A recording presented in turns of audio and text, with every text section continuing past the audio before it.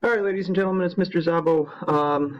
Having some computer issues this weekend and this week, so I am on a different computer right now. We're going to see if this works. Hopefully everything works out well on this. So kind of bear with me as I get used to some new surroundings here. What we're going to be jumping into are the median and perpendicular bisector and angle bisectors all again. What we're going to focus now on is not the lines or segments themselves in triangles, but about their points of concurrency. And what a concurrent line is, you can see at the top, is a line that intersects in a single point. So if 2 lines, 3 lines, 4 lines, 5 lines all intersect at the same point, that point is called the point of concurrency. The first one we're going to look at is called the centroid. It is the point of concurrency where your 3 medians of a triangle meet. If you did watch the construction video on how to construct the median of a triangle, hopefully you noticed all 3 medians will always intersect at the exact same point.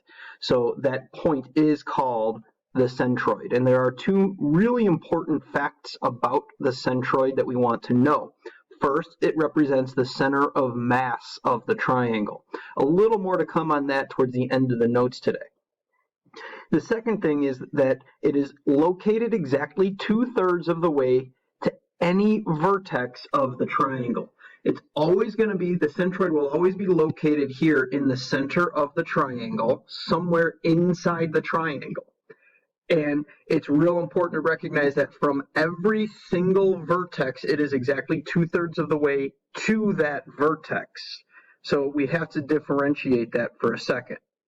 So it doesn't mean that all of them are at all congruent to each other necessarily. What it does mean is that the vertex to the centroid represents 2/3 of the distance of the entire median. So IN is 2/3 of IM, and then NM is 1/3 of IM, and then HN is 2/3 of HL, NL is 1/3 of HL, and then same idea here, K to N is 2/3 of K to J, N to J is 1/3 of N, or of K to J.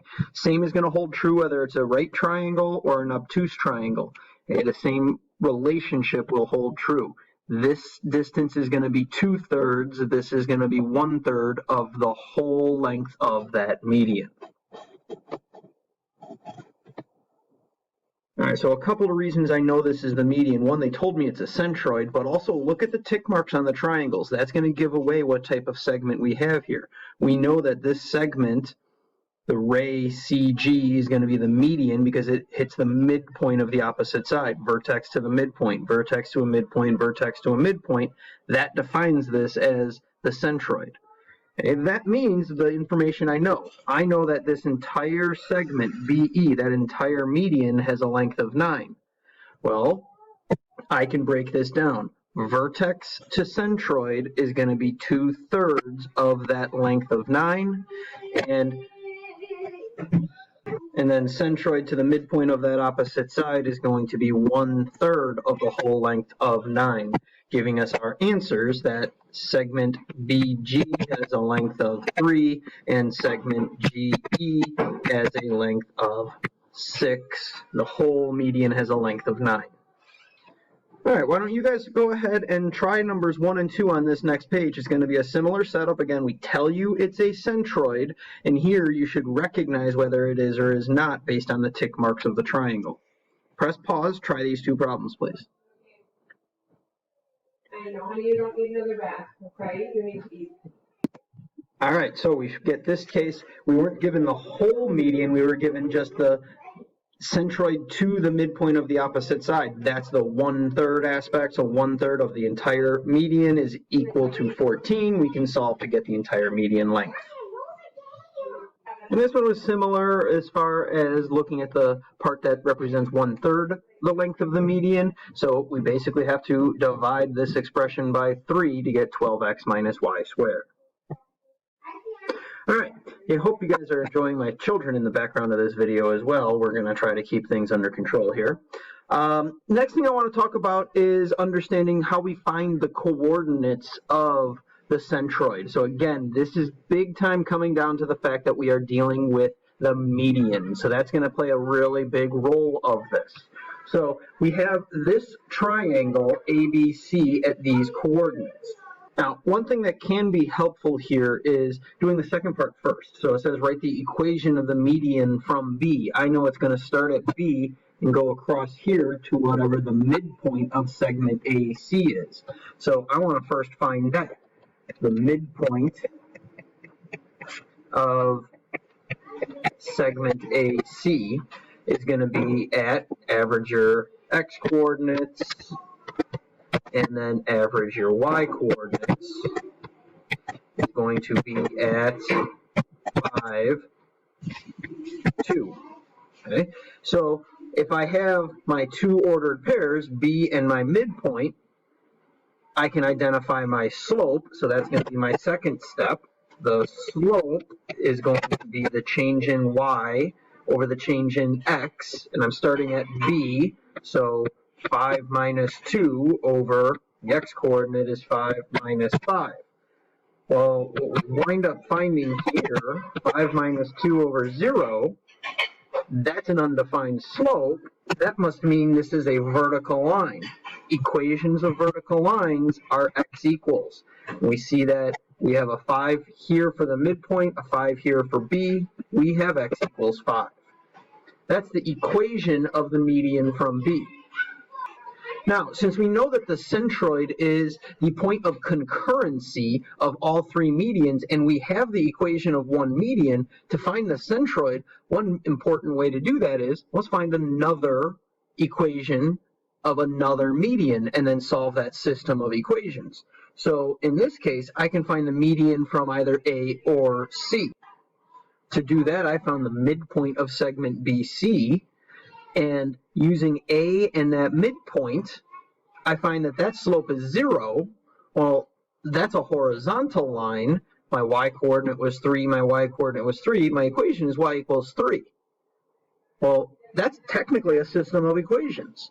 The centroid is going to be at the intersection of those equations, where the x is 5 and the y is 3. That's going to be the centroid right here. See if you can use some techniques similar to that to try number 4. Go ahead and press pause and try number 4. So this one was a little bit more complex. So I found the midpoint of segment UN and then the median from R to there as y equals 8 over 11x plus 21 over 11. And the median from N to be y equals negative 2x. Therefore, our intersection of those two medians, the solve that system of equations, was at 1/8 and negative 1/4. Which was totally wrong, so I corrected that by solving it accurately and got negative 7/10 and 7/5. All right, so that's kind of the full thing when we're talking about coordinate geometry with the median. If we go to number 4, we're kind of taking a little step back and just talking about if these are the two equations that represent two medians, what are the coordinates of that centroid? We can go ahead and just solve that system of equations. But before I do that, let's talk real quick about other ways that we could have done this. So if you haven't noticed already, we know the fact that the distance from B to that midpoint, if we can count that distance out, which in this case, since the midpoint was at 5, 4, and B was at 5, 5, the midpoint is going to be, or the centroid is going to be in between those two ordered pairs. So B at 5, 5 and the midpoint of the opposite side at 5, 2, not 4, is going to be in the middle there. But where in the middle? That goes back to what we just talked about at the beginning. The centroid is going to be 2/3 of the way from B to the midpoint. Okay, so 5 to 2 has a length of 3. That means B to the centroid is going to have a length of 2. If we're at 5, go down 2, we're at 3. That's what we found as our solution here. Okay? Or if I'm at the midpoint on the opposite side, That's at 2. If I go up 1, 1/3 of that distance. So I wouldn't have needed to do all of this fancy work here. I could have done similar work here once I know the midpoint of one of these three sides, use the distance formula. Okay, this wasn't necessarily distance formula because it was a vertical line. Okay, but here I would have had to use the distance formula. And then 2/3 of the distance from the vertex is going to get you the coordinate for that x coordinate or that y coordinate. Okay. The alternative is what we just did, and that's solving the system of equations like we would do here.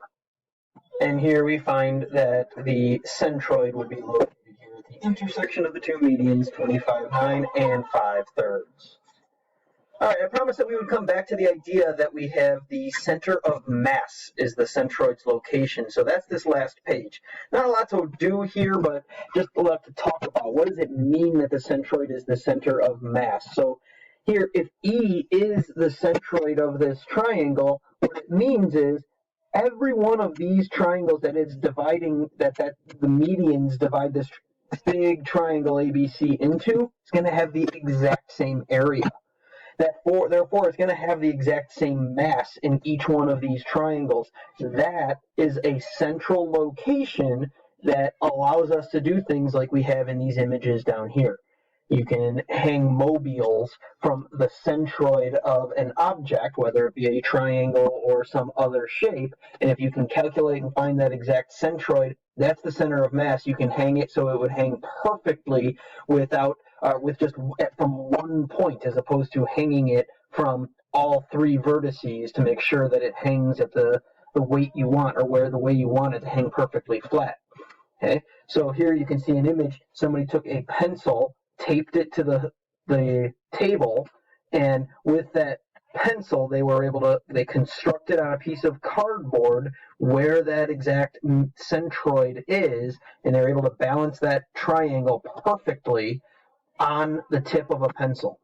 That's how you know you have found the exact centroid of that object. So I would challenge you to try that at home. If you have a piece of cardboard or something, you can draw a triangle on there. Use a straight edge to draw the triangle. If you have a compass or a straight edge, you can come, or even if you just measure out using a tape measure where the midpoints are, you can find your medians and see if you can get the exact location of that centroid. Test it out by balancing it on that pencil, on a tip of a pencil. If you get a picture of it, feel free to send it to me. I'd be happy to see it. I'd be interested to see how many of us are able to identify and find that.